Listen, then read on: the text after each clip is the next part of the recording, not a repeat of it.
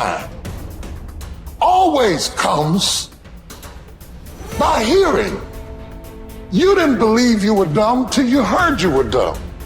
You didn't believe you couldn't learn till you heard somebody say you couldn't learn. Your unbelief is a result of something you heard about yourself. And the more you heard it and rehearsed it and even argued about it and said you didn't believe it, every time you face a challenge, tell me the truth. Don't those voices come back up? Every time you hit a low place, don't those voices come back up again?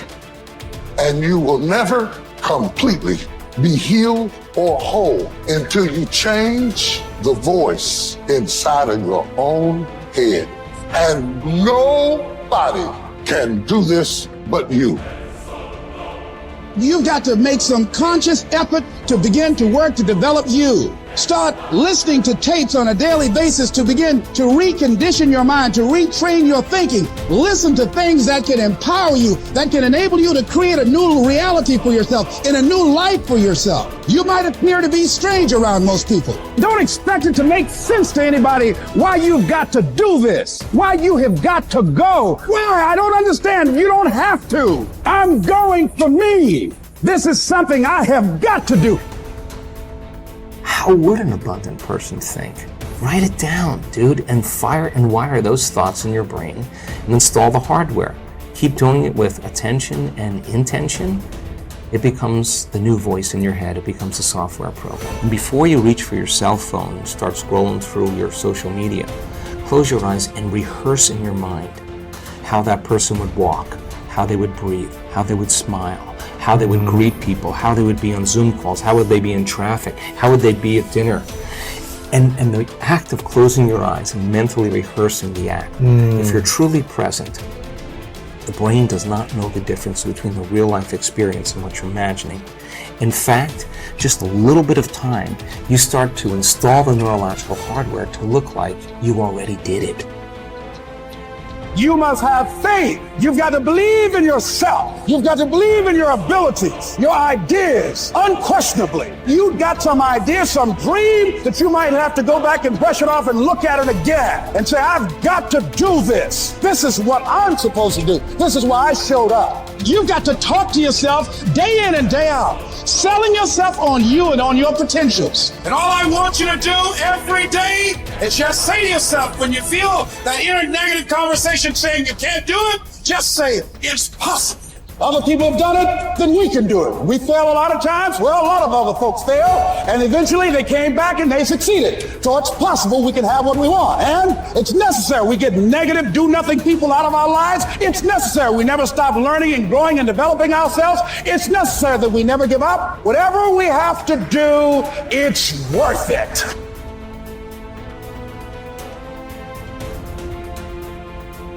You have power over your mind, not outside events. Realize this and you will find strength. When you arise in the morning, think of what a privilege it is to be alive, to think, to enjoy, to love. The soul of a man harms itself, first and foremost, when it becomes, as far as it can, a separate growth, a sort of tumor on the universe. Because to resent anything that happens is to separate oneself in revolt from nature, which holds in collective embrace the particular natures of all other things. Yes, keep on degrading yourself, soul.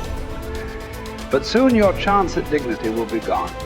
Everyone gets one life. Yours is almost used up, and instead of treating yourself with respect, you have entrusted your own happiness to the souls of others. Everything of the body is a river. Everything of the soul is dream and vapor. Life is war and the abode of a stranger. The only fame after death is oblivion. Forget everything else. Keep hold of this alone and remember it. Each of us lives only now, this brief instant. The rest has been lived already or is impossible to see. The span we live is small. Small as the corner of the earth in which we live it. small as even the greatest renown, passed from mouth to mouth by short-lived stick figures, ignorant alike of themselves and those long dead. It's the programs in the first 7 years of your life that actually started in the last trimester before you were born. The fetus is already learning. I go, these programs downloaded in the first 7 years control the character of your life. And I go, okay, what programs did you get? I go, well, wait a minute. What program did you get before you were born? Your life is run by programs and you have no conscious awareness of these programs because your conscious mind wasn't working when the downloads were occurring.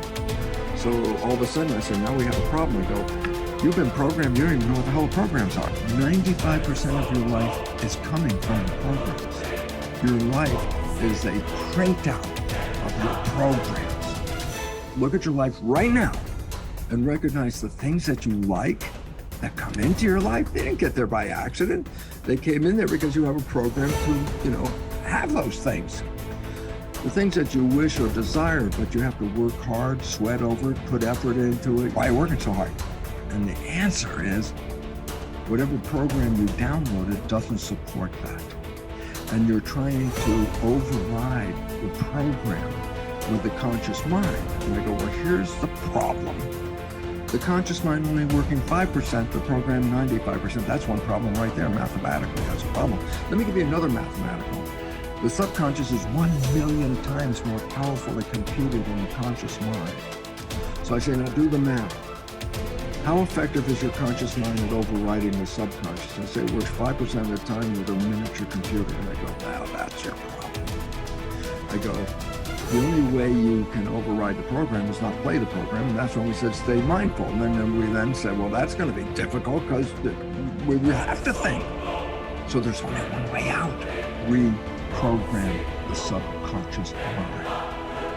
If you would put wishes and desire programs into the subconscious mind, that means that that program will be operating 95% of the day. Meaning, whether your conscious mind is in control saying, these are my wishes and desires, or the conscious mind's thinking, then the subconscious mind comes in and says, these are my wishes and desires, then guess what? Then 100% of your life you're living wishes and desires. And therefore, all of a sudden, then the work has to come back to each of us as individuals. Each of us got programmed. Each of us is manifesting that program. We give up our power in many of the programs.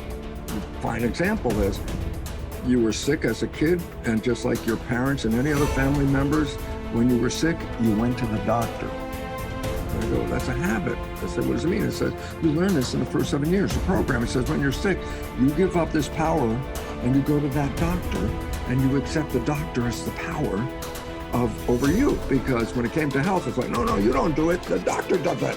That's the program. I say, so what's the point? You have given up power over the control of your life and have given it to the truths, quote unquote, offered by the doctor. I go, significance. I go, the doctor misreads your diagnosis and then tells you, oh, I'm sorry, you only have 3 months left to live. And I go, significance. 95% of the day, the program says the doctor is the correct one, the truth. What do I know? The doctor knows. What do I know? So 95% of the day, then your belief system is going to do what? Take the words of the doctor and manifest them as truth. I go, what's that mean? Well, you're going to die in about 3 months. I go, from what? I go, hey, that was a misdiagnosis. You're still going to die because your belief system will manifest an illness that will terminate. Cancer, for example, is not due to any genes. There's no gene that causes cancer. The genes are correlated with cancer. Well, what causes cancer? I say disharmony and repressed anger is one of the big ones. I go, so then I say the genes didn't cause it? I say no. So I say, then what caused it? I say my consciousness. I say, what? Repressed anger, And I go, so what? I say, well, change consciousness, and guess what? You can go into remission.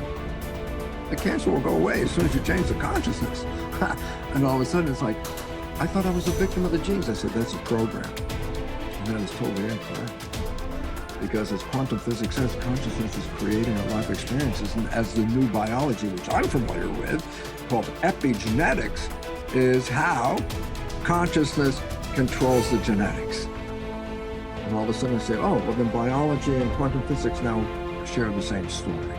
Yeah, you're creating this. And then the idea is that if you look at the creation and you're not happy with it, don't go out and blame the creation, because you never saw that you were participating in a way invisible to you that led to this expression. If you want to change it, you have to change you, and then the environment will change.